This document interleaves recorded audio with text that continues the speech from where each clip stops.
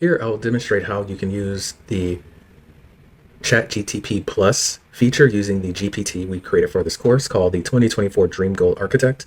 You'll use this GPT for those Plus users to be able to walk through your reflection exercise. To start it, simply just click the button here. Upon clicking it, it will start asking the reflection prompts that you can respond to. It'll go through a sequence of questions that you can respond to, and at the completion of those responses, it will then start generating your goals, your dream goals, your bucket list, themes, and the word for your 2024.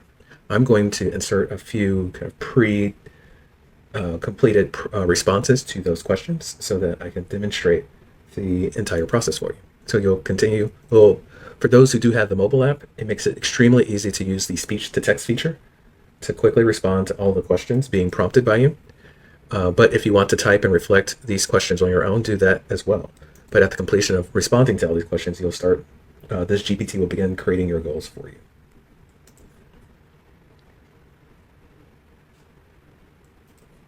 All right, I'm going to enter, I have one more. These questions are designed to be able to draw out the best moments that you had in 2023 to help develop your goal set, as well as identifying things that you want to no longer do going into 2024. And these things will help the AI to be able to generate the best goal options for you to start your journey to defining your 2024 goals.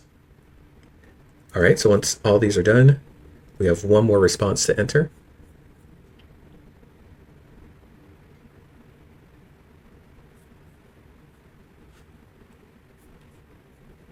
All right, let's get this response in.